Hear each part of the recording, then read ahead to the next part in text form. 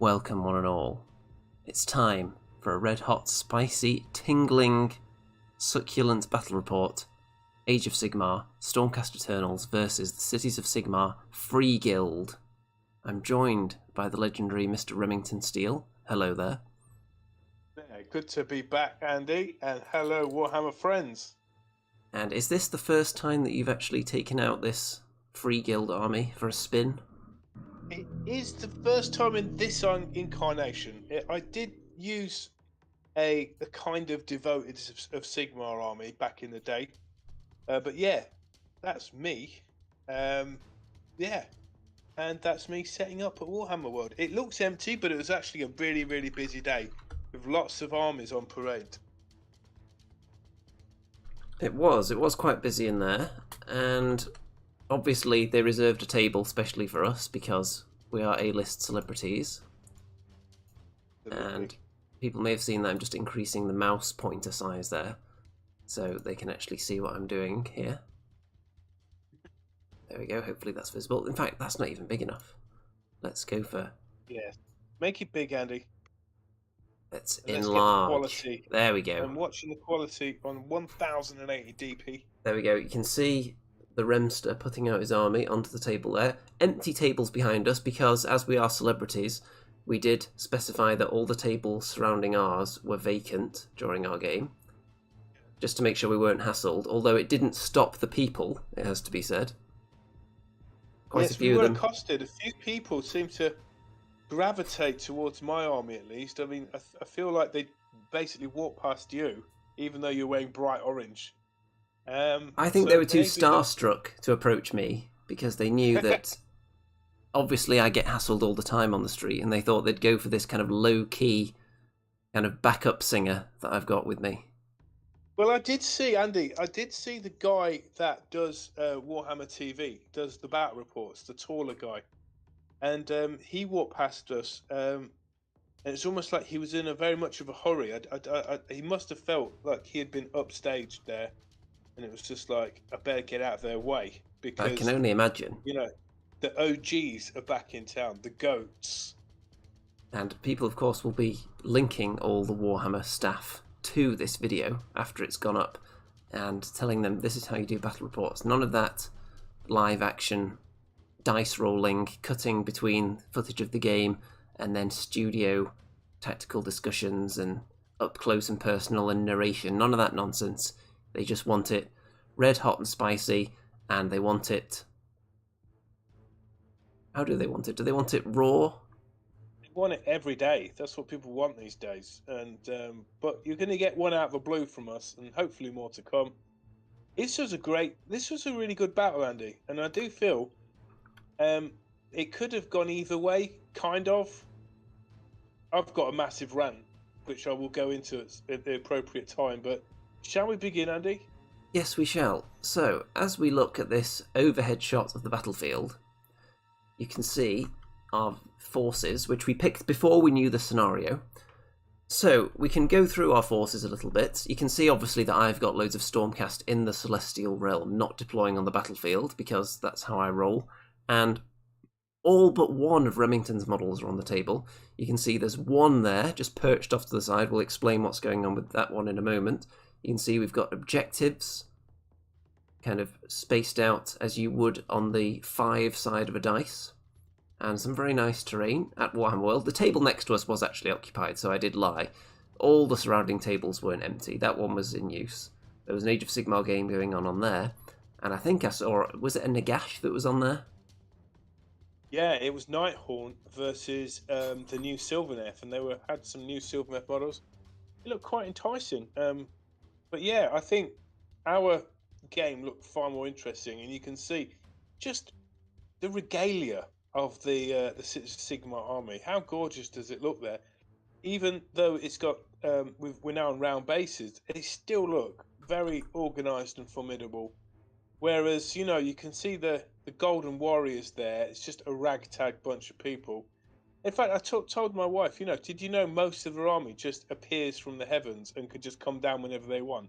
And she said, that doesn't seem fair. I went, yeah, don't get me started. Did you then explain to her that Stormcast units are vastly more expensive. In points terms, of course. Or did you leave that bit out? I'm just annoyed with that. I'm just preoccupied with the gyrocopter now. I should have turned the rotors so it wasn't covering the dwarf's head. But there you go. Shall I give you a rundown of my army then? Yes. Are you going to go through it unit by unit as we go through the pictures here? Sure. Well, on the right there, you can see I'm trying out it's a Sigmar, but a dwarf is manning it. Or Dwarden rather. That is a gyro bomber. So basically, that flies over units, and then it can drop a payload, dealing D3 damage per unit it goes over. By the way, we've got Zato saying hello in the chat. Hello there. Zato, hello. And behind the gyro bomber, I've got one of 2 units of 10 great swordsmen. So these are my elite units, and they are the damage dealers, if you will, of the army. Now, one thing I'm noticing already from your deployment is that you haven't got everything just pressed up against the front line. You're going for a kind of zigzag deployment, which I believe is to stop the Stormcast from zapping down from the heavens in the middle of your army. Is that true? Absolutely is. And I try and think, well, if I was Andy or if I was the Stormcast, where would I zap down? And it would probably be zapping down in the middle of my artillery, or behind the artillery, that old chestnut, trying to take out that long-range heavy shooting. So what I did, I deployed my army like that. So if Andy was going to come down from the heavens, he'd have to drop down in front of me. It's the only way he could get in. This is quite a magnificent shot here. It's actually a wonderful shot, Andy. We've got to put these stills up there. I mean, you must have had a better camera since we last did these. Well, my phone camera is actually better than the camcorder I was using before, yes. As long as it doesn't zoom in. Really nice. Now, the problem of me spreading my army across the table like this to prevent his celestial knights coming down from the heavens is that it's quite weak in some places. So I've tried to mitigate the shooting to be able to spread across the front, and I've put heavy hitters across the board as best as I can. So what you're seeing there on the right, the great swords, as I mentioned, 10 of those, and next to him is a celestial. Is it a celestial luminarch? No, it's just called a luminarch of Hish.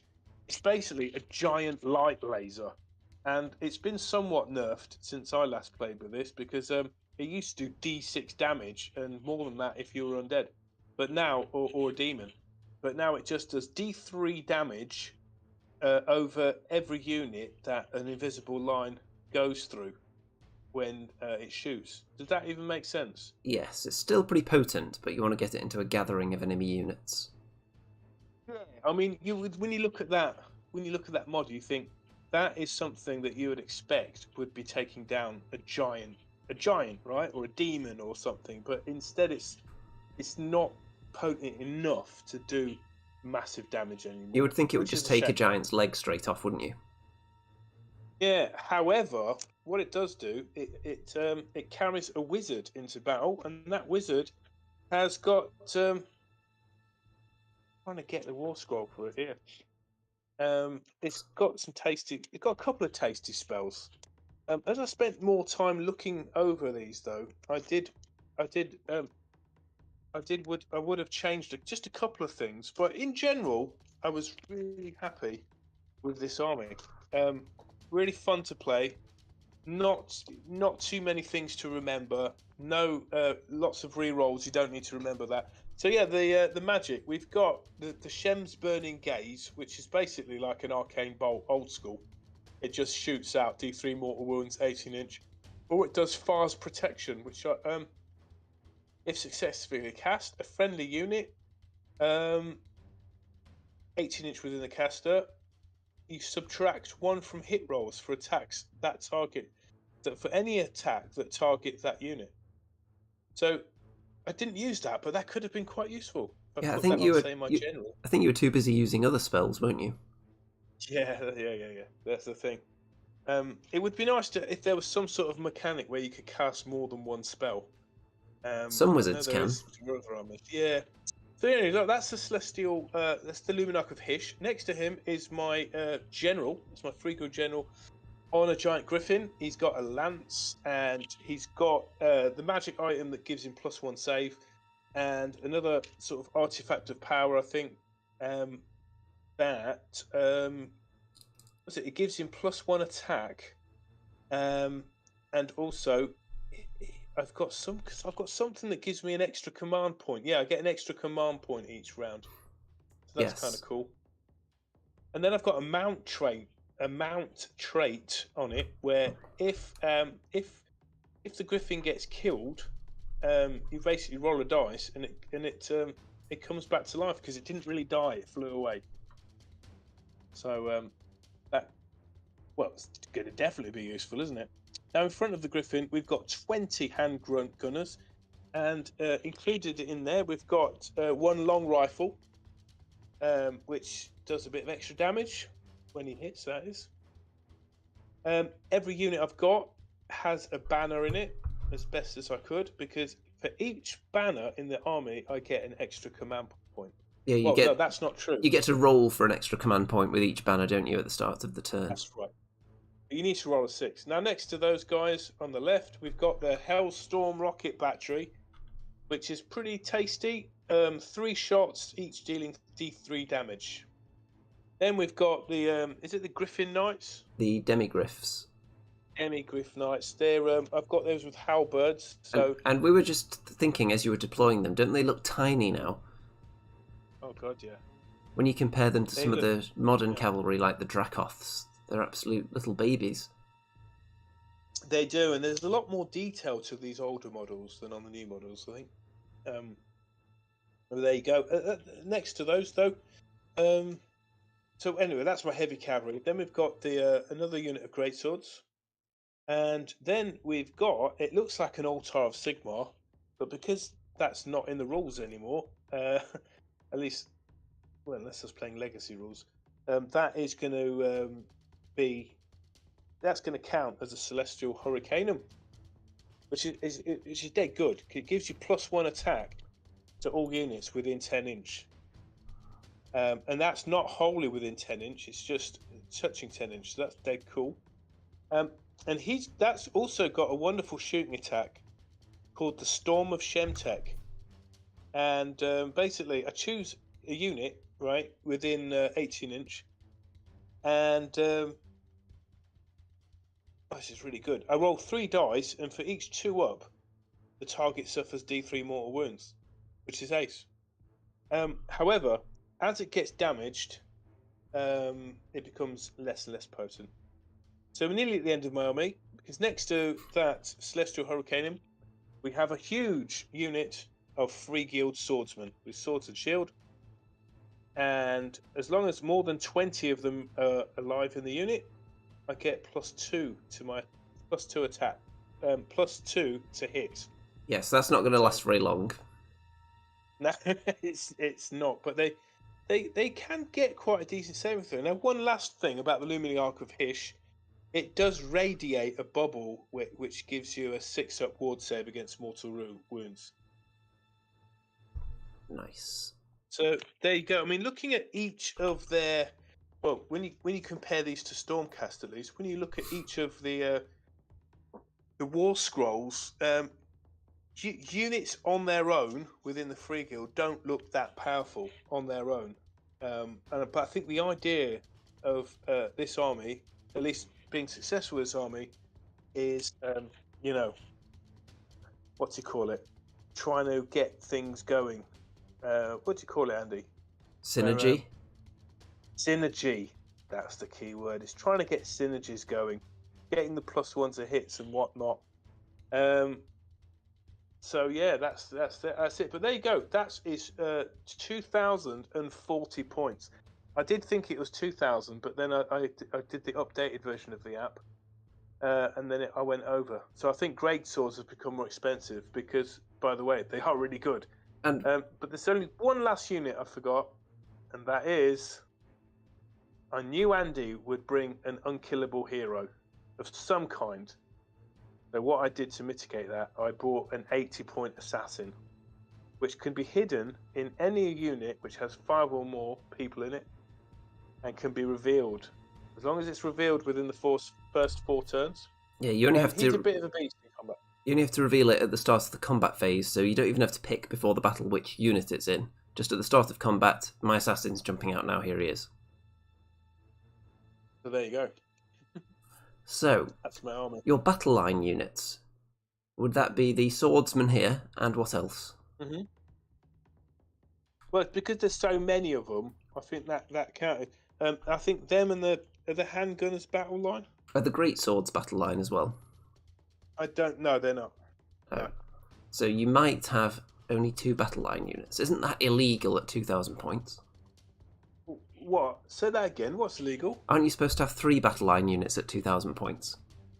Well, I could have. I could have separated those handgunners and made. Yes, I'm 3 sure it's units of fine. 10. So, You're not allowed to do that then. shall we move on to the Stormcast? Go on then. Very exciting Stormcast that obviously no one has ever seen before, because Stormcast, obscure little faction that definitely don't get new releases ever. So we've got a bit of battle line. We've got 5 Judicators in this forest here. We've got 3 Ether Wings, the bane of Remington's life. Now we've got 2 Concussors, 2 Dracothian Guard Concussors, and they are battle line in this army, and you'll see why when you get to see who my leader is. I can tell you that this army is Hammers of Sigmar, by the way. We've got 2 lots of 5 Liberators, but battle line as well. We've got the Lord Imperatant. So, interesting thing about him, for anyone who's not familiar, is mainly the ability he has to bring down my units from the heavens. So you can pick a unit and bring them down within 7 inches of the enemy, or 7 inches away rather than 9 inches away. So it makes it much more likely for you to succeed with that charge when they zap down from the heavens. You can only do it with 1 unit at a time though, so it's not too overpowered, because it's only going to be 1 unit that gets in there. However, in the heavens I've got the rest of my army, and there's a lot of meat in here. We've got 5 Retributors, who obviously hit things, beat things to death. Because it was Hammers of Sigmar, I thought I'll take as much stuff with hammers as possible. I've also gone for the Annihilators with Grand Hammers, who, not too dissimilar to the Retributors, but when they drop down, they also cause mortal wounds to units they land near. So if you land them 7 inches away from the enemy, you can obviously get them close to multiple units for those mortal wounds to fly out. And when they charge, they get lots of bonuses as well. They do. And one thing to know, all of your units have at least 2 wounds, don't they? Yes, even the Ether Wings. Yeah, and those guys there with massive hammers, I think they have like 4 wounds or something. They only have 3. Quite a lot of wounded. 3 Oh, each right. on the Paladin units. We've got 3... They've all got amazing saving throws as well. They mostly do, yes. We've also got 3 Prosecutors, who are also known as Unleash Hell Absorbers. Because obviously I'm going to be charging into Remington's lines. He's got all those handgunners, and you don't really want to be charging the slightly fragile Annihilators with Grand Hammers into a wall of handgunners. That's probably a bad idea. Not going to end well for you. Then we've got a Lord Celestant on a Dracoth. So more hammery goodness, more Dracoth goodness, and I can tell you that he has a Tempestus hammer, and I also gave that model a mount trait, which is Celestial Instincts, so that it can retreat and then either shoot or charge in the same turn. Because I'm thinking if it gets stuck in combat and I want it to charge something different, because if you get into the Remington lines, you may end up just fighting 20 measly humans, when what you really want to fight is one of the big machines behind them and start wounding them, chipping away at them, taking wounds off, and making them weaker. So you have to spend a turn fighting the rabble up front, and then retreat from combat, and then charge again and try and get to one of the more dangerous things behind. That was the thinking behind that mount trait. Then we've got the General. We've got Bastion himself, the Lord Commander of the Hammers of Sigmar himself, Bastion Carthalos. And Remington is a big fan of this guy. He thinks he's perfectly fair and balanced, coming in at 300 points. You can't really argue with that valuation. I would put him at a valuation of something like 650. This guy's almost unkillable. Well, I'll just explain to people who might not be aware why you could consider him unkillable. So he has 8 wounds, he has a 3+ save. It doesn't sound too great so far, really, does it? But anytime he kills a model during a turn, at the end of that turn, he'll get all his wounds back that he lost up to that point. So, anything he kills, and he's quite likely to kill something, because he's an absolute combat beast. He also has an ability where he can rain down a lightning from the skies, and that's really good at taking out larger models, because pick one enemy unit on the battlefield and roll a number of dice equal to the wounds characteristic of that unit. So if it's a big dragon or something with 16 wounds, you'd roll 16 dice, and then for each 6, that unit would suffer 1 mortal wound. So there's no range on it, you don't have to see anything, you can just zap whatever you want with him. So that's a nice ability. Absolutely ridiculous. He's got... What about his actual attacking ability? Well, he's got a 4+ ward save as well, we can't forget that for his survivability. Oh, can't forget that. His attacking ability, he only has 4 attacks, but if each one does actually succeed, they do 4 damage each. So potentially 16 damage being dished out if all his attacks work, which isn't that likely. Automatically 4 damage. That's not D4 or anything. No, it's just 4. So if you were to put, you're thinking right now, after hearing Andy's rundown of his war scroll, you probably would put a hero against this guy, because if he doesn't kill him, doesn't kill the hero that round, then he doesn't get all his wounds back, right? Except, all he needs to do is just to get 2 wounds through, and he'll kill most heroes, because he'll get 8 wounds. And is it -2 rend? Yes. Seems fair. So, okay, so he's got more wounds than the average hero. Average hero having something like 5 or 6 wounds, right? Yes. So he's got 40% more wounds than the average hero. He's got a decent save at 3 up, which is better than most. But then he's got a 4 up ward save. Then he's got an attack which does, can automatically get mortal wounds to anyone, anywhere on the table. Then also he can fly down from the heavens, so he can just appear in front of any of your units at any point in the game, and also charge once he's appeared, which is ridiculous anyway. Because back in the day, if you had the old ambush rules, were that your units would appear, but they weren't allowed to charge that same turn that they appeared, because it's clearly not fair. But that seems to have been forgotten. So, however, you do have Unleash Hell to fall back on. Unleash Hell. If it wasn't for Unleash Hell, then all shooting units would be absolutely just rubbish. By the way, but go on. We've got Lazy Pirate Painting in the chat. Hello there. Hello. Is he enjoying my rant? I hope so. Or should we move on? I can also point out something. Something about Go on. all my heroes, actually, in this game. All 3 of them have some kind of ability where they can issue commands without command points being spent. So I'm able to issue a lot of commands with them. Just a side note. It's fair as well.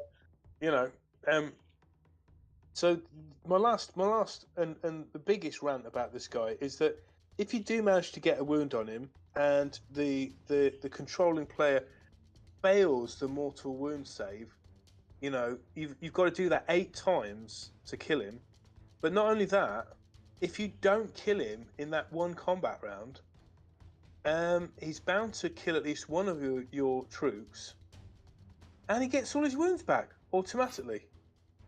So it's just BS, really. I mean, I know that Gotrek has some similar rules, and some might even argue that he's more powerful. But Gotrek costs more than 300 points. Gotrek is also slower and can't come down from the heavens. No, that's also true. And then also Gotrek is like a legendary character for the last 25 years of Warhammer. And this guy they've just made up. I will say, there is a weakness to Bastion. He can't get all his wounds back if you're shooting at him. He doesn't have anyone to punch in the face. I get that. I do get that. But the thing is, if he's in the heavens, you're not going to get the shooting in. So he can just, mitigate the shooting by coming down and being effective straight away in combat. So in a normal game where you didn't have people just being able to appear anywhere on the battlefield, you might get at least 2 rounds of shooting before a unit on foot would get into the fray. But of course, being in Evans, that gets completely mitigated. So the other thing you can do, there is another way. So he only gets all his wounds back if he kills a model. So if you only feed him things that he's not going to kill in 1 round, he's not going to heal. Yeah, but my point is, Andy, there's virtually nothing that he can't potentially kill in 1 round. Yeah, but he only hits on 3s, so presumably sticking all-out attack on him. So he's hitting on 2s and wounding on 2s, so probably one of those attacks is going to fail to go through. So we're at a maximum of 12 wounds now, and that's only if you fail all your saves and you don't have ward saves. Okay, but he's got a -2 rend, and the thing is, the only thing that could counteract that is a big monster, which would then get reduced in power severely, or your general. So anyway, look, I knew that Andy would bring a character like this, and look, fair play to Andy. You know, he's not cheating. These are the rules, and he is a good character. And if I was playing Stormcast, you'd highly likely to consider taking him. But what tends to happen is you put your best fighters against him that you can, plus your magic, plus any decent shooting you can against him, and it's more than likely all going to go to waste because he's going to get his wounds back. So I mean, what I did, I thought I brought this assassin character in. So you try and mitigate his saving throw, but by using something that can give mortal wounds. Then Andy's only got a 50% chance on each wound. Then you've got to think, I need to deal 16 damage on him. In law of averages, 16 damage would kill him. But something's got to do the 16 mortal wounds to him every round. Well, 16 damage across the shooting phase and spells and the combat phase. Yeah, okay, but I'm saying 16 damage with mortal wounds because otherwise you can leave even more wounds on him because you've got the 3-up saving throw. Yeah, the thing is, the assassin has got some decent things because the assassin's got 6 attacks, and then he rolls it's like with a buff he gets 2 to hit and a 3 to wound. A 3 to wound with only -1 wound. But if I roll any 6s, then is it D3 mortal wounds? So that's pretty cool. So if I got a couple of 6s rolled on the wound table, and then I roll high with the D3s, there's a good chance that you're gonna possibly whittle him right down. Speaking of things being unkillable, by the way, shall we point out that your general actually has an ability so that the first time it's killed on a 2+, it just appears somewhere else on the battlefield with D3 wounds and comes back to life. We did notice that, but on the other hand, it's severely diminished. Like its movement is, gone down to something like 5 or 6. But it's still alive, and you can get out of combat, of course, with that, so that you can then use heroic recovery and get more wounds back. Once. You can only do it the first time it's killed. Yes, so there's the battlefield from above. Looks pretty tasty. Half the Stormcast aren't on there yet. And we're 29 minutes into the video, and shall we start talking about the game now? I'm just going to say how it is, but yeah, you go for it, Andy. Go. Power struggle scenario. So you can see where the objectives are. You score 1 victory point at the end of your turn if you've controlled 2 or more objectives for 2 of your turns consecutively. So you get more points the more you're holding on to the same objectives throughout the game. You score 1 point if you're holding more than the enemy, and you score 2 if you complete your battle tactic. So half the points available each turn are purely for your battle tactic. So it's very important to pick ones that you can achieve and for you to achieve them.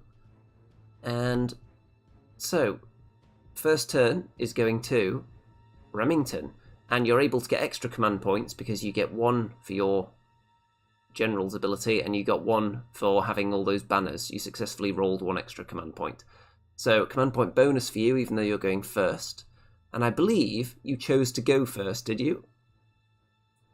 Is that right? I think you won the roll. Oh no, actually, I think I went. I think I had the choice actually, Yeah. didn't I? Because I finished deploying before you did, and I encouraged you to go first. So do you want to hear my thinking behind that?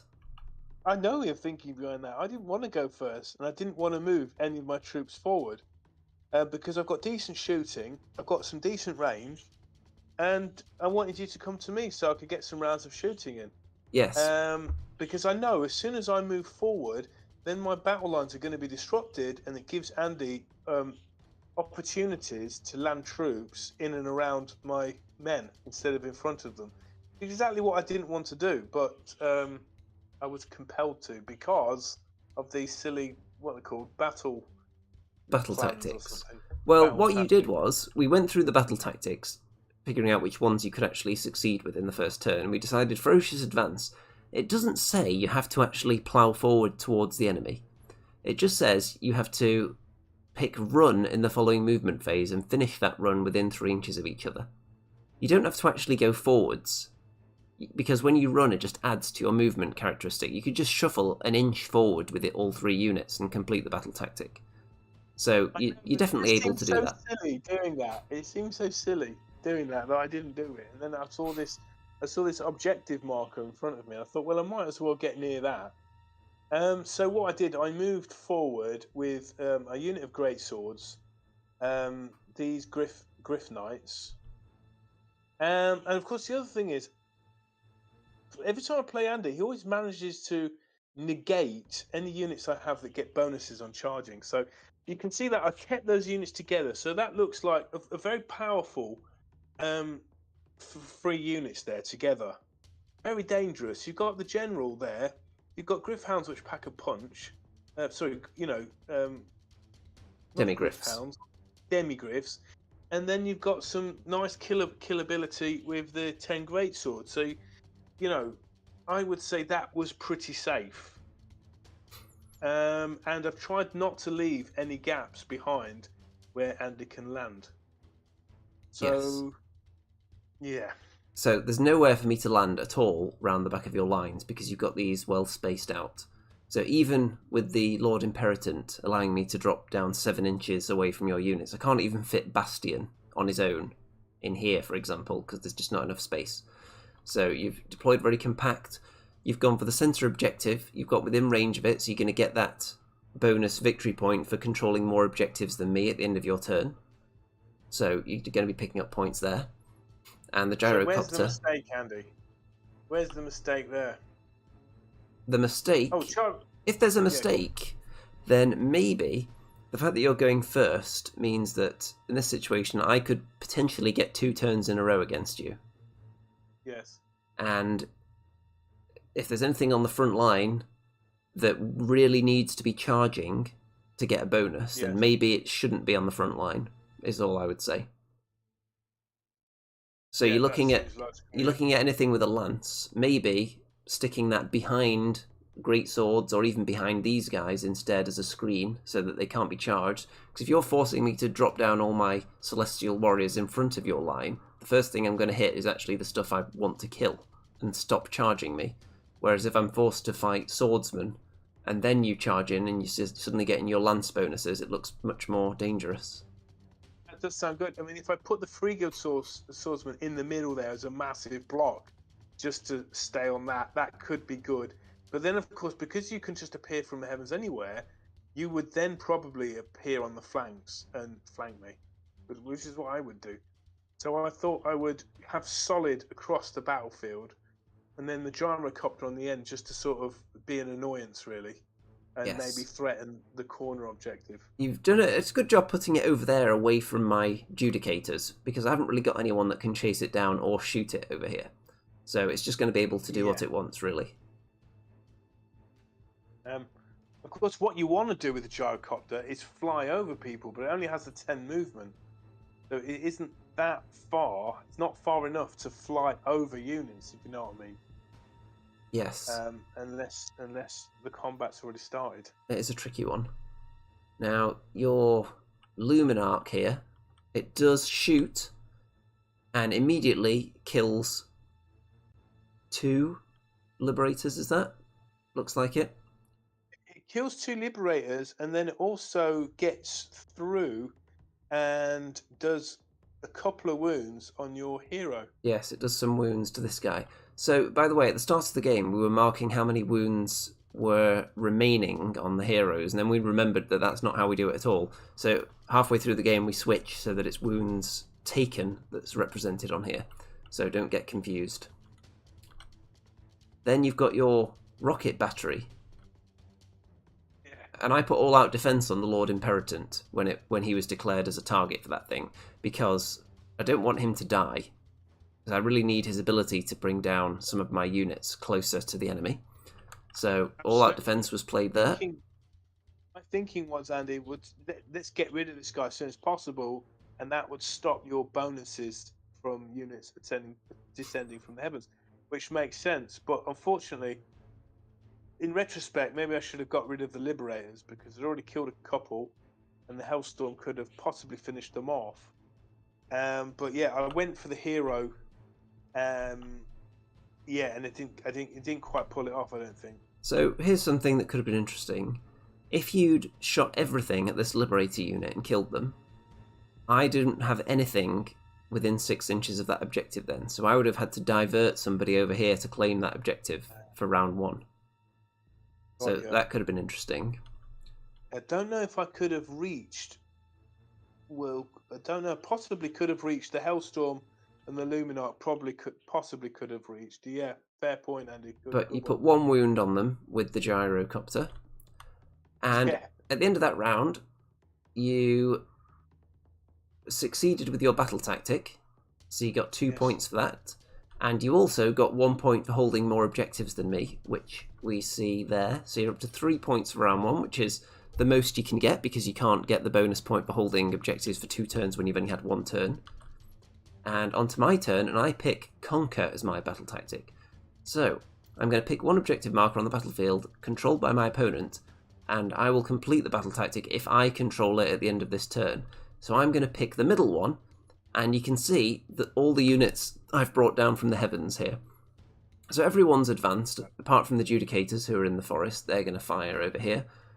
The Aetherwings have moved out of the woods into position here, because they're not worried, because of the way the units are deployed, they're not worried about being shot. That's the only concern with Aetherwings, because I only want them for objective hopping later on. So if any unit leaves its objective, the Aetherwings are going to be straight on it like a shot. Bastion has come down over here, and on this side I've brought down my Annihilators there. I've had to bring down everything in front of the enemy, and I don't want to bring them down really far out on the flanks, because I'm only maybe close to 1 objective then. If I'm fighting over the centre, I'm near all the objectives, which seems like a good idea. I've brought down my Prosecutors as close as they can get. The Lord Imperator has allowed me to put these Annihilators within 7 inches. I think the Lord Celestant on Dracoth zapped down from the heavens, whereas the Concussors have just moved up out of the woods. The remaining Liberators have all moved up. I don't need to hang out by this objective anymore, as long as I'm within 6 inches of it at the end of this turn to make sure it's claimed, which I am. They haven't moved that far. And Andy, why did you put Bastion where you put him? And why didn't you put him in front? Why didn't you put him bang in the middle there, where he could do a lot of damage? Because, as far as I'm concerned, the big threat to him would be if he lands, fails his charge, and then you aim all your shooting at him in your next turn, if you go next.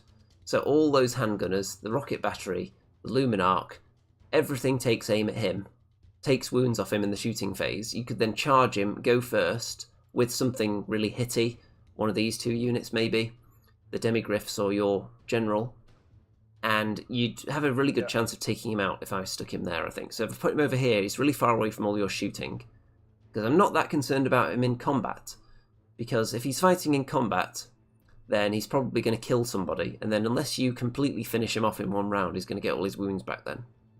So that's my thinking. I'm going to try to charge the Annihilators into your General as well. But I'm also going to send the Prosecutors into the handgunners, because I want to absorb and unleash hell. I don't want any unleashing hell to take place into my Annihilators, for example. And I haven't totally decided who's going to charge where, because I've got other options. I've got all these Dracoth units around, so I might want to put multiple things into each unit. We'll see when I get there. quite a long charge. Maybe not for the Dracoth, but for the others. Well, What did you use to the Annihilators are a 7-inch charge. The Concussors, I believe, were an 8-inch charge, and everyone else is a 9-inch charge. So, on average, I'd expect the Annihilators to get in, and probably one other unit. And the Prosecutors, actually, because they roll 3 dice for their charge. So these 2 should get in, and one of these 3, I would expect, to make it. Okay. Yeah, it's funny looking back, Andy. Is this what you do in the first and second turn can dictate the whole game. Yes. How things are spaced. So let's have a look at how these charges go, shall we? You can see Bastion getting ready, eyeing up which way to charge. And what did you want to take out with Bastion? What were you thinking there? Well, I want to put him into infantry, because he's always going to kill somebody then. Mm-hmm. Because if he's just fighting a hero, there's a chance he won't kill it in one turn, so he won't get any wounds back that he lost previously. But if I'm just punching infantry in the face with a hammer, then he's definitely going to kill at least 4. Because one attack's going to work, and he's going to get all his wounds back then. So if I just keep chewing through infantry, and preferably starting by thinning out a unit of greatswords, because they're actually kind of a threat to him with their attacks. Not too concerned about the swordsmen up here, they're not quite as dangerous. And my Judicators, who I put all out attack on in the shooting phase, because I've got command points to spare with the free ones I get for my heroes. I shoot off some of these swordsmen up at the top, just to start whittling them down. And the Prosecutors do make it into the handgunners, but they're going to eat and unleash hell. And they do lose 2 of them as a result of that. Now, looking back, I'm not that certain how useful absorbing that Unleash Hell was, because I decided not to charge anyone else into this unit, so I don't know if it was entirely necessary. Because of the new rules for Unleash Hell, you have to be pretty close to the unit before you can actually eat all those shots to the face anyway. So I'm not sure it was entirely necessary, but... And if you didn't charge them, could I have still unleashed hell, or can you only do it if a unit is being charged? You can unleash hell on a unit that finishes a charge move within 6 inches of you. Oh, right, okay. So, look at this. Remember I said I'd be expecting a couple of these units to get in? All of them make their charges. So the Annihilators get in on the General. The Lord Celestant... That's the game almost right there. Well, let's find out. Made those charges. Lord Celestant gets in between these 2 units, so we can decide who to attack in a minute. The Dracoths get into the Demigryphs, so I'm depriving these 2 units of their charge bonuses now. And Bastion gets into the Greatswords, so I'd hope to kill all of them in one go, really. And that's what I think of it, succeeding with all my charges after coming down from the heavens. And here's what Remington thinks of it. Look at that. The face expression of a man who knows that Sigmar is not smiling upon him. Not at all. So, first thing that happens, the Annihilators do not that much, actually. They do some wounds to your General. But I think I did a pretty mediocre round of attacks with them, even though I put all-out attack on them. Yeah. And then... Oh, by the way, we didn't point out that you have... I don't know if they've still got Mystic Shield on them. I think they have. These Demigryphs, I think they had it cast on them earlier. First turn. Yeah. I put Mystic Shield on them, so... I killed one of them with the Dracoths. Yeah. I can't remember who you attacked with next. I think it was your General, actually. You attacked straight back against the Annihilators for some reason. Oh, actually, I know why. Normally that wouldn't make sense, but it's because my Lord Celestant can also hit your General, and that would have diminished him even lower, so his attacks wouldn't have been as effective. So you wanted to fight with him before he was weakened, so it does actually make sense. Yeah. So I think you did...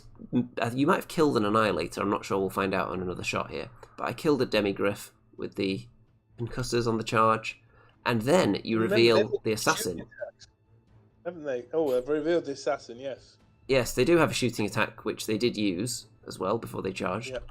So the Assassin's popped out. He's going to have a go at Bastion, and look at that, he does 4 wounds to him, the Assassin. Which is phenomenal, right? And so you think, okay, just the Great Swords have got to somehow get 4 wounds off him, but the problem is Bastion hasn't attacked yet. He's not, and then when he does, well, that's what happens.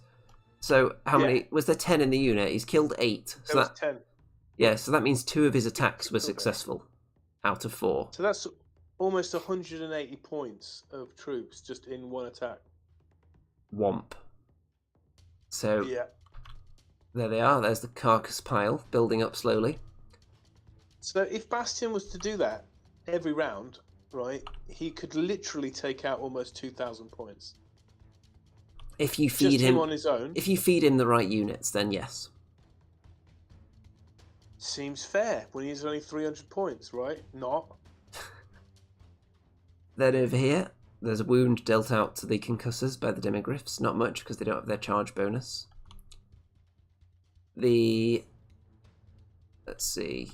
Oh, you can see that one and a bit annihilators has been killed. The blonde one is dead, and one of them is wounded. And Yeah. Bastion takes more wounds from those swordsmen. For the great swords, he's up to 6 wounds now taken. So 2 great swords managed to get another 2 wounds on him. So it is me kicking myself, thinking it only took 2 great swords to take 2 wounds off him. What if I still had 10? Yeah, so you're thinking, what if you hadn't attacked with your general first? What if you used the great swords first when you had the opportunity? You might have killed him. That would be interesting, but then you probably would have killed my assassin, wouldn't you? I don't think... I was looking at the assassin's profile, and attacking him with bastions, it almost seems like a waste of time, because he's got 4 attacks, and the assassin's got 5 wounds, and each of his attacks does 4 damage. So if you put 1 attack on him, you can't kill him. So you have to put 2. But if you put 2, there's a decent chance you're going to roll a 1 during the hit or wound phase, isn't there? Yes. So then you're still not going to kill him. So to make sure, you would want to put 3 attacks on him, and that way you're only... If you're lucky, you'd kill the assassin and then 4 regular troops. So it's a 5 wound hero is not something you want to be hitting when you're surrounded by other stuff with Bastion. No, I can see a logic there, but at the same time, you had my general in front of you, and you attacked against the general first, didn't you? Yeah, because I wanted to try and I wanted to diminish your griffin before it was able to smack the annihilators to death. And you did. So the griffin was never able to do its full potential in combat. Now Bastion is going to get all his wounds back now because you couldn't finish him off. And in the end of that round, I picked up 3 points, same as the Remington forces, because I got my battle tactic and I controlled more objectives than you, because I took the middle one. Andy, that's fair, but we have to mention that Bastion rolled phenomenally well every time. He did roll a lot of saves, yes. I mean, it was almost every time he needed a 4-up, and that's I got 4 mortal wounds on him one time, and he rolled 4 dice, and they were all 4-ups, and that happened on a number of occasions. So either your dice were loaded, or it was just, I don't know. It's just unbelievable. There you go. There's the dice. F Ball says Bastion is the best. Yes, good judgment there. Now, Remington does get to go first in round 2, after winning the roll-off, and chooses Slay the Warlord, so pretty confident that he can take out Bastion this round. So, there he is. If he dies, that's a load of points for you. What are you going to attack him with, though? You can see that this turn I've put Finest Hour on the Lord Celestant, because there's no point putting it on Bastion, because it gives them +1 to wound, but he already wounds on 2s, so you're better off just using all-out defense on him. The only downside to that is that if you're, for example, fighting a monster, and as its Monstrous Rampage deprives you the ability of using a command ability. Speaking of Monstrous Rampage, I didn't use it, did I? Forgot all about that. I think that is true, actually. What do you get with that? Is it like a sort of a stomp attack? It can be, if that's what you want to do. They've got a few options. That could have been useful. It could have helped you out a little bit. Ah, damn it. And you put Finest Hour on your general. And look at that. So the handgunners shoot down the final prosecutor. Yeah, those handgunners were the MVPs of this game, I tell you, they were great. So all the prosecutors are dead. Bastion's in combat. And you can see another Annihilator has been shot off. I think it was the Luminarch, wasn't it? Shot off him and wounded the Lord Celestant and wounded this Dracoth as well. This concussor. Yeah, that was just a moment there. I thought, hold on, maybe there's a chance, because if I could break Andy's middle section there, I could then isolate Bastion and possibly get the upper hand. Oh, wait a minute, it was something else that killed the Prosecutor. It was, I think it was a spell or something like that, because the handgunners then shoot at the Lord Celestant. It was Shems burning gaze. Yes. From the Luminarch. So the handgunners were then freed up to shoot at the Lord Celestant, and they do a few wounds on him. Now, considering you picked Slay the Warlord, I'm not seeing a lot of effort going into killing Bastion here. At least a couple of these things could have probably shot at him. I think this could have shot at him. But I don't think you bothered. But it did manage to shoot off the Lord Celestant, though. Did I kill the Lord Celestant? You did. You shot the Lord Celestant to death. Wow, that was a fine thing, wasn't it? Yeah, I did. Yeah, did well there. Wow, I forgot all about that. I actually killed one of Andy's heroes. Do you want to have a look at some of these ward saves? Yeah, this is what I'm saying, guys. Now, 5 dice, he needed a 4 up. And you'd think, what are the chances of that? 50% each time. So 50% chance of rolling a mortal wound times divided by 5. What's 50 divided by 5? Well, you would expect to get 2 or 3 wounds, wouldn't you? Yes, it's like a 10% chance that he's going to do that, and he sort of did it multiple times. So there we go, making lots of saves with Bastion. And your general has retreated from combat. Because he had like 1 wound left, and it was just like, get me out of here. I probably didn't Here's the thing. I retreated, but then I realised, as you're looking at that picture, to the left of that, there is a space where Andy can drop from the heavens another unit. Oh yeah, I should point out actually at this point that I didn't bring down the Retributors yet. Because there wasn't that much space for all the units to come in, and if I leave them up until the next turn, my turn 2, then that means I can put them within 7 inches or 7 inches away from the enemy because of the Imperatant. You can only do it with 1 unit per turn. So they're still up in the heavens, yes. Yeah, and I think looking at this now, I think I should have brought my other unit of great swords a bit closer, but they were just guarding the back to stop Andy from bringing the troops down the back.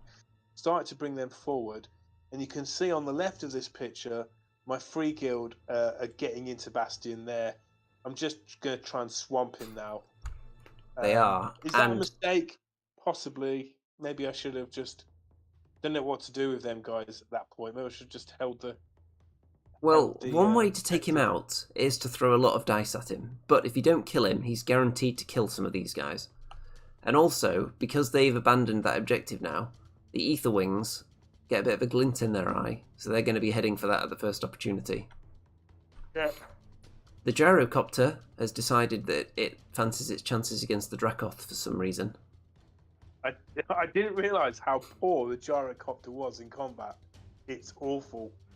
Completely my fault, but I just thought there's a small chance I might be able to take out at least one of these guys, and it would be a sort of a road bump for you, because I was worried your 2 Dracoth riders there would kill my Demigryphs and then really plough into my my Luminarch.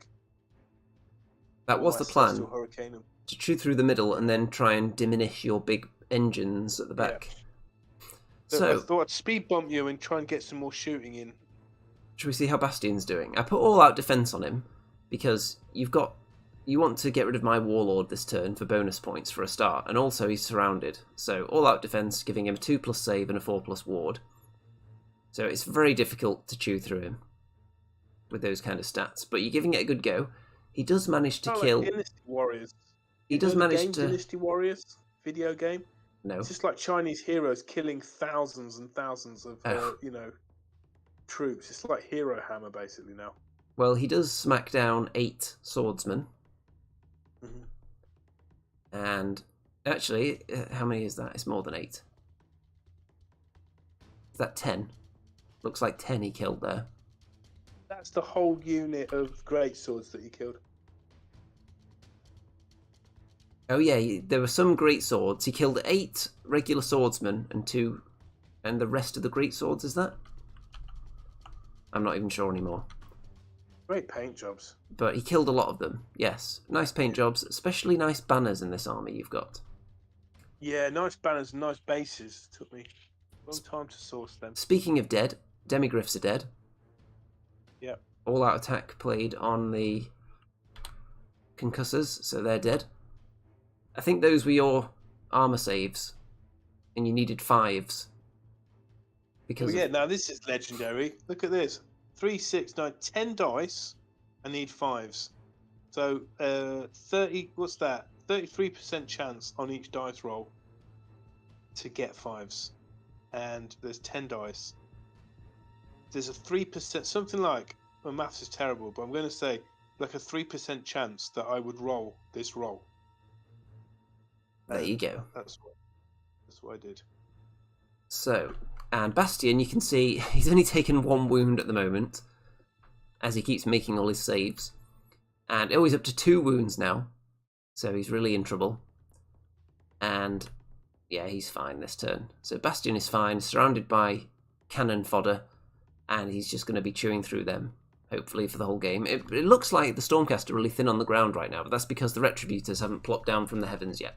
So I've lost the Annihilators and the Lord Celestant and the Prosecutors, but I've still got some big hitters. And absolutely, if I could have taken out Bastion, then I'd have a really good chance at this game. You definitely would, because he is necessary to my chances at this stage, because I don't have that many units. And you didn't get your battle tactics. You only get 1 victory point for holding your 2 objectives there for 2 turns in a row, because you don't hold more objectives than me, because this one's still held by me. I should point out actually that these great swords killed off the Annihilator that was in there. That was very pleasurable. In fact, it didn't take all the great swords. It just took my great sword captain in there to do it on his own. Yes. So, for my turn, I pick Slay the Warlord. So this was a bit foolish of me, because I put down my Retributors here. I forgot that your general had the ability that it could ignore death the first time you kill it. So it was a bit silly to play this battle tactic now. So I brought these guys down from the heavens 7 inches away with the Lord Imperitant's ability. They're going to try and charge him and whomp his griffin's head off. And what else am I going to do? Bastion is still surrounded.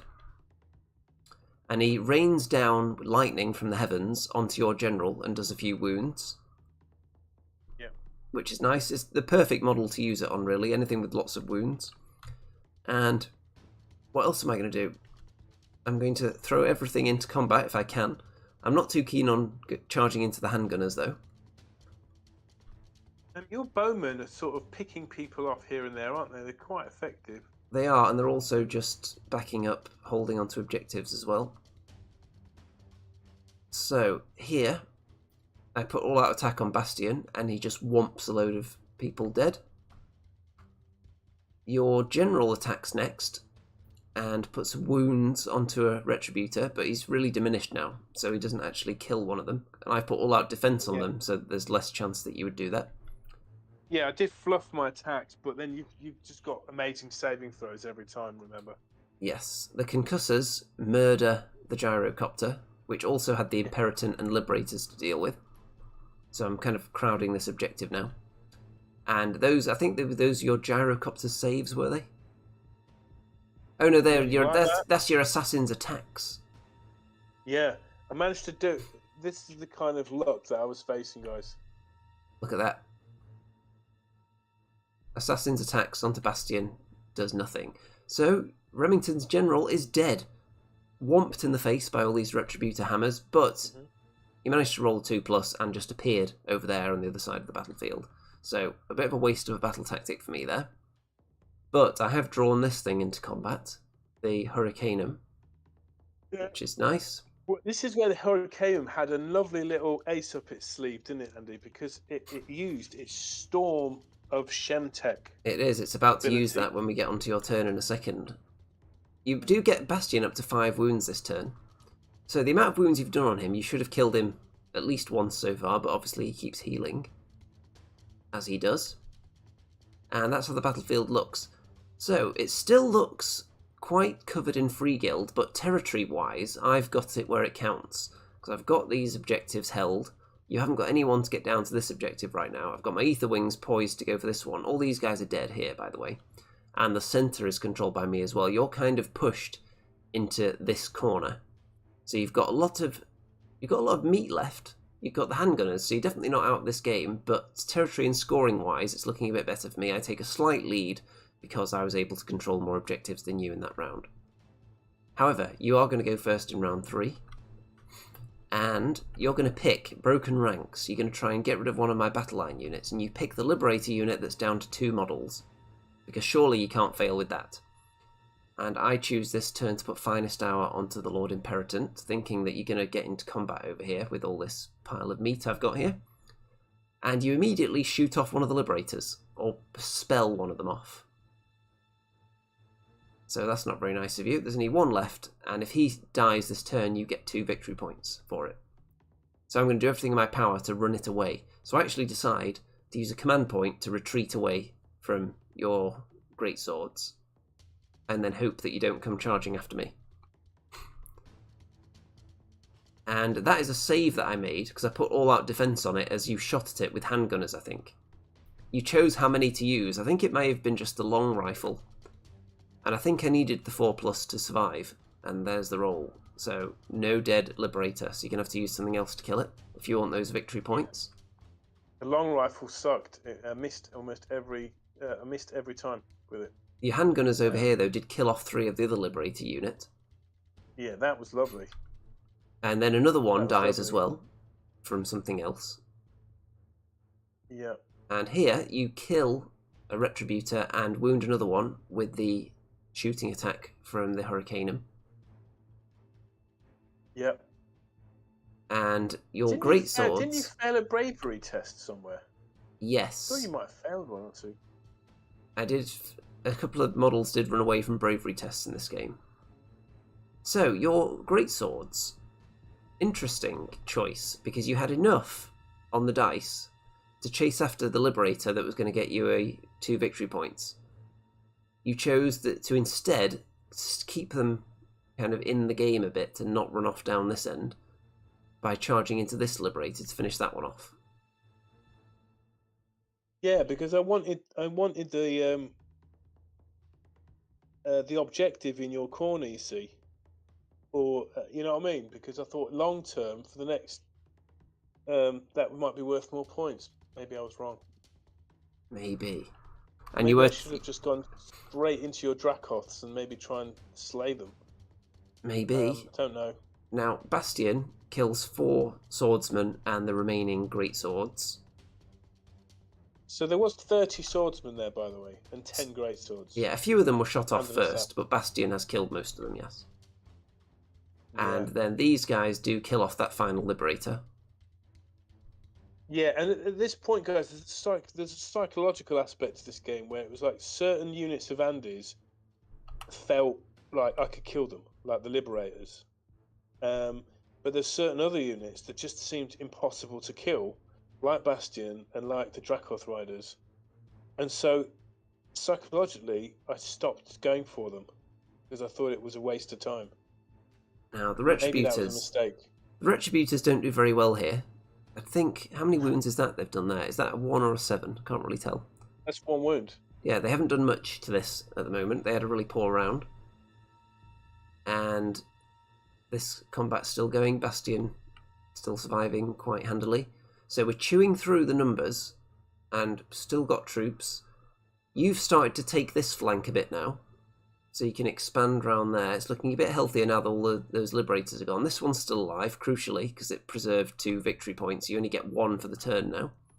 So you've just now, equalised. what would you have done, Andy? With those great swords, would you have pushed them into the middle?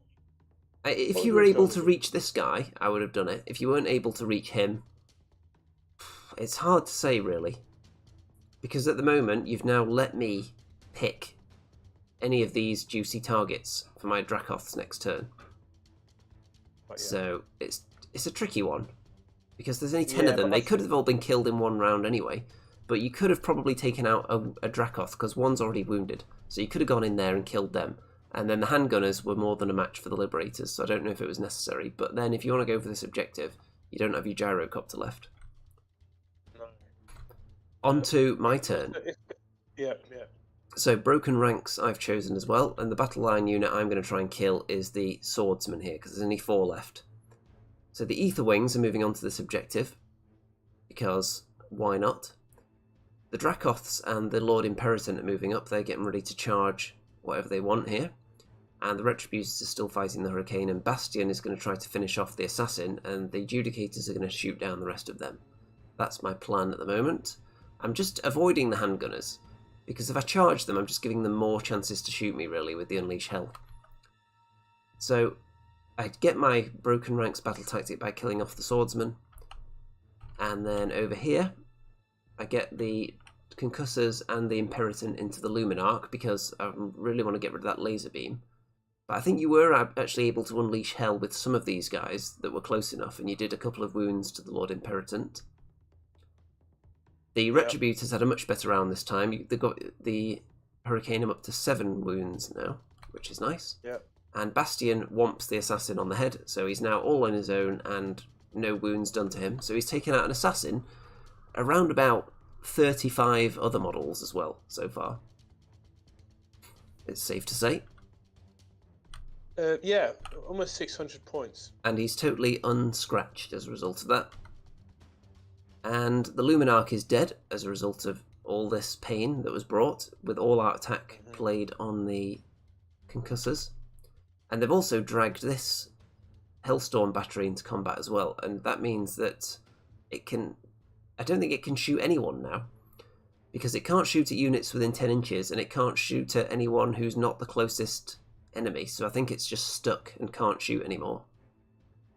I think it could shoot, because I did try and shoot the Ether Wings. I don't remember. I don't remember if it was that did it. I'm not sure what the rules state regarding that situation. But, yeah, as you can see, I got my battle tactic, got all my points for that turn, so I've taken a healthy lead now. But Remington does get to go first in turn 4. And for Conquer, you pick one objective that I control, and you want to control it at the end of the turn. So you were thinking about the middle one, but you decided to go for the one in the bottom right. And you did just move your great swords onto it, and then you realise actually you don't need to be that close, you just need to be within 6 to claim it, so you keep them slightly in the game, but they do claim it at the end of the round, and then the general is going to go for this guy in the centre.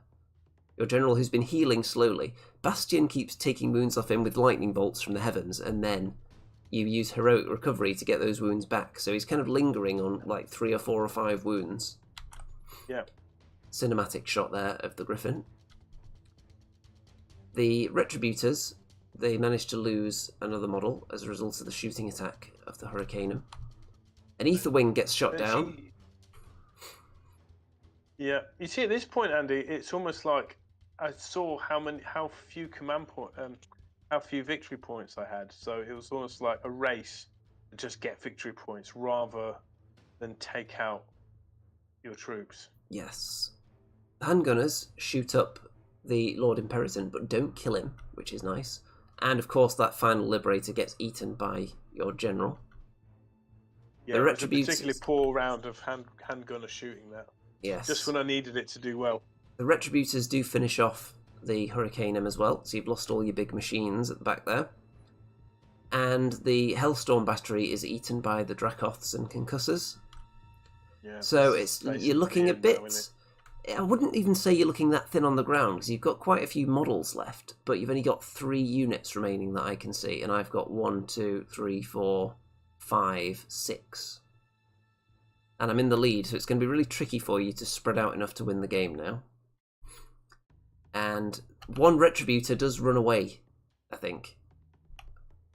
I think that's what that was a picture of, as a result of the failed bravery test. So there's only one left in the unit.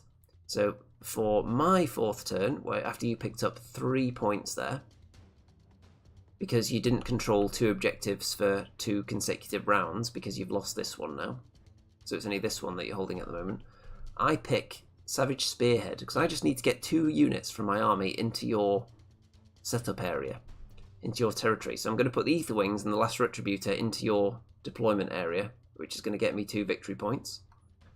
So that's an easy one. And then everyone else is just converging on your general. I'm ignoring the handgunners. Everyone's going to splat your general, because I can reveal that my grand strategy was to kill the enemy general and for my general to survive. So there'll be a bonus 3 points on offer if I can succeed with that. Do you want to tell them what your grand strategy was while we're at it? Mine was to keep 1 battle line unit alive. Yes, so at the moment you're on course to do that with the handgunners as well. So, your general is getting wounded heavily by the lightning from the breath of the Dracoths and the thrown hammer of the Lord Imperatant. The Judicators shoot up your greatswords a bit, and then the Dracoths decide to charge into your handgunners, and one of them gets killed by the Unleash Hell. Yes. Because I was confident that Bastion would be enough to finish off your general, which turned out to be correct. With all out attack played on him, just whacked him in the head with his hammer. So that's a moment there where you could have used your Monstrous Rampage to stop a command ability being played on Bastion, for example. But I don't think it would have helped in this instance. Went bad. No. The Dracoth kills off some handgunners, but really, it's not going to help that much. Really, he's only in there because I don't want them shooting Bastion, because I want my grand strategy. So at the end of that round... So those Dracoths, the Dracoths are the great unit, a good unit to go into those handgunners, because if they can somehow survive the Unleash Hell, they will just chew through them after that, because they're really poor in combat. So I got maximum victory points for 2 turns in a row, so it's looking really bad for the forces of Remington at the moment. And in your turn, though, you do shoot off the final concussor. And I don't know why there's a picture of that there. So you charge your greatswords across into the Judicators and kill 2 of them, which is nice for you. And you also... Nice. You picked up 2 victory points there.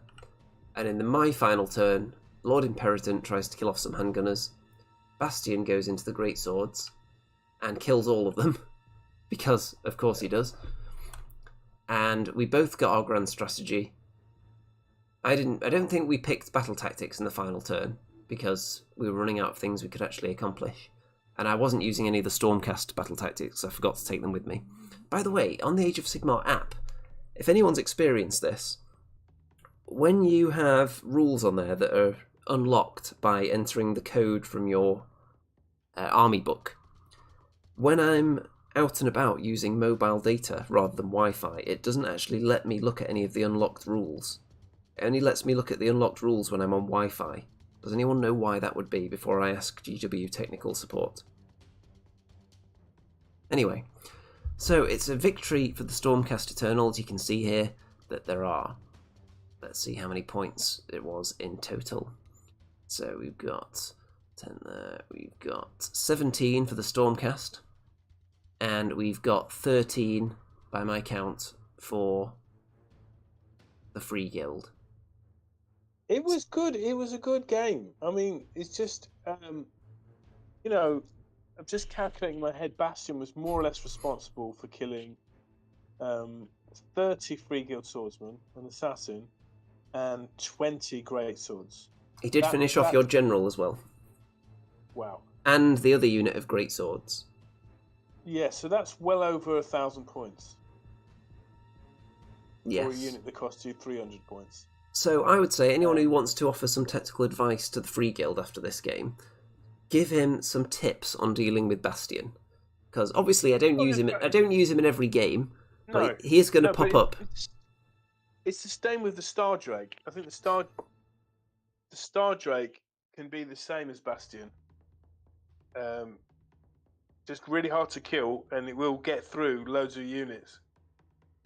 I think the thing with the Star Drake, you can't get a really good ward save on a Star Drake, but you can put upgrades on it. So, for example, I believe I put the mirror shield on it, so you couldn't shoot at it unless it was right next to you. That's right. I think that's the mirror shield that does that. I think that's what I did in the last game with the Stardrake. But Yeah, the Stardrake is also a lot more expensive than Bastion. And mortal wounds that you get on a Stardrake don't come back. You can't really heal the Stardrake as easily as you can Bastion, because he just gets all his wounds back for nothing, as long as you're feeding him things he can kill. So advice on dealing with Bastion, advice on dealing with... I think Stormcast dropping down from the heavens, you didn't make too many horrible blunders with that, apart from, like I said at the start, putting your charge bonus units on the front line, especially when you could have potentially been giving up 2 turns in a row, because I could have got a double turn at the start of turn 2, which would have guaranteed that I would have been able to get the charges in on you. So I think putting a screen in front of your charge bonus units is quite important. So that would be my advice. Yeah, absolutely. That's a good lesson learned, Andy. So maybe either something like the Freeguild Swordsman or even the handgunners, because obviously they would get the Unleash Hell bonus. That might make you think twice about charging into them. Because obviously, I really enjoy playing Freeguild. Pretty straightforward to use, easy-ish rules to remember. The Hurricaneum's brilliant with the +1 to hit within 10-inch of it. That helped enormously. That helped with things like, the shooting, and it helped with the combat. It would have been good to have some more things that did more rend, apart from missiles, and missiles and magic. More things that do mortal wounds would be good. That's basically why I bought the assassin. More things that make it easier to wound as well. There's not many things in the Freeguild that I could see that give you +1 to wound. So yeah, there you go. Maybe I could have made better use of my magic, but that was, it was about 2,000 points that I had there. What would I take away? What would I add? I'm not quite sure. I think I'd need to play with it a bit more. Might replace the assassin for something, but I think he did hold up Bastion really well with that. I think he did better than a normal 80-point hero would do, 100-point hero would do, for sure. Quite possibly. He can dish out some serious damage, the assassin, and he's safe from being shot down as well, because of course he's hidden in a unit. Yeah. There's quite a good variety of heroes you can use in Freeguild. I didn't want to take any Stormcast myself because I don't really like them, to be honest. But it was all the units that are in Cursed City are available to use. All those heroes, and some of them have some tasty abilities, but nothing. Like I said at the start of this battle report, when you see the War Scrolls, there's nothing in there you think this is like unbelievable. This is amazing. I must take this, because things like the Luminarch and the Hurricaneum have these wonderful abilities, but they're not that good in combat. They're not, and you're paying 180 points for them. So you do need things that are going to be good in combat at the end of the day. And the only thing really are the great swords, I suppose. Well, can I tell you one thing? Yeah. One thing that would definitely make Bastion think twice about charging in would be Gotrek. Well, yeah. It just seems. I feel bad. I feel bad taking something so broken. Well, you want to know something else that would make Bastion think twice about charging in? What? Marathi. Obviously not in this army. It wouldn't really fit your theme. But things that can't just be killed easily, because obviously he's not getting his wounds back. Another thing that you didn't really try was retreating everyone away from Bastion and just shooting him. Because then he wouldn't... Even if you do 4 wounds on him, he's then not going to kill anyone on your turn, so he's not going to get those wounds back. So even on my next turn, I'm charging him in while he's already on 4 wounds. So just refusing to fight him with units that he's just going to chew through, stop him getting the wounds back. There are things you can do. Yeah, that'd be interesting. Interesting, yeah. Yeah, you've not faced him that many times though, so I wouldn't expect an encyclopedic knowledge of how to deal with Bastion. No, I mean the thing is, when you're actually playing the game, there's only there's only 2 or 3 turns where crucial things happen. So those decisions you can't repeatedly make. You make them once or twice, and it can really dictate things. So that's definitely something I would consider. Yeah, I'm not used retreat at all, really. I used it. I used it with a Freeguild general, and it was to good effect because it kept him alive, didn't it? Yes. So I could have chosen a wizard that might have given or something that would give give wounds back. That would be cool. I did consider the wild mage on a griffin, but his profile was rubbish. The battle mage on a griffin. Yes. Still, that might be a good thing to take objectives with. Well, That sort of unit. let's have some comments on this video. Anyone who's watched all the way to the end and is actually going to hear me say this, drop some comments in there. Let us know what you thought about the armies, what you thought about the strategies used, and whether you've got any tips for either side or tips on army selection, which units you think would go well with others. Obviously, we've both got large collections. I've got a vast amount of Stormcast, and I'm slowly getting the Caradron Overlords ready. Remington, of course, has several vast armies that can be used at any time, but I think the Freeguild are maybe one of the more straightforward armies, because you mentioned there are synergies, but they're not overly complicated. It's really, here's a big unit that has an aura. You're not going to forget that it has an aura, because it's not various ones overlapping. It's just one big, obvious aura unit. And then if you're near it, here's your bonus. It's quite straightforward. It's not lots of overlapping auras with lots of small heroes. It's not giving you rerolls to wound on turn 1 and rerolls to hit on turn 3 and all that malarkey. Or if the moon is in the centre of the table, then it gives you +1 to this. If the moon is in enemy territory, it does this. All the other armies have some kind of weird complication, but this one doesn't really. Yeah, I do enjoy playing it for someone with a little brain as me. I think we could easily have bumped this up to 3,000 points, to be honest. You've definitely got enough units to do that. I have as well. Yeah, would love to give it another go with this Freeguild. Enjoyed it a lot. I think they're straightforward enough, so we could actually go up in points, and it wouldn't take all day. Whereas if we went to 3,000 points with the Daughters of Cain, I think we might need to book the table for a week. Yeah. Do you have 6 battle rounds when you have 3,000 point game? No. Okay. Wow. Yeah, so if it was 3,000 points, what would I immediately add into this army? Stardrake. Obviously. I would probably put in the other Annihilators. The ones with the shields. What are they? Are they Dracoth Riders? No. The Annihilators like the ones with the big hammers, but the shield version. The ones that have a 2+ save by default. Oh my god, they're devastating. And probably the long strike raptors, the long range crossbows, or maybe some ballistas and the Lord Ordinator, something like that. Some more shooting. Yeah. Wow. Well, what could I bring? Well, I've actually got a Freeguild. It could be more swordsmen, loads of battle mages.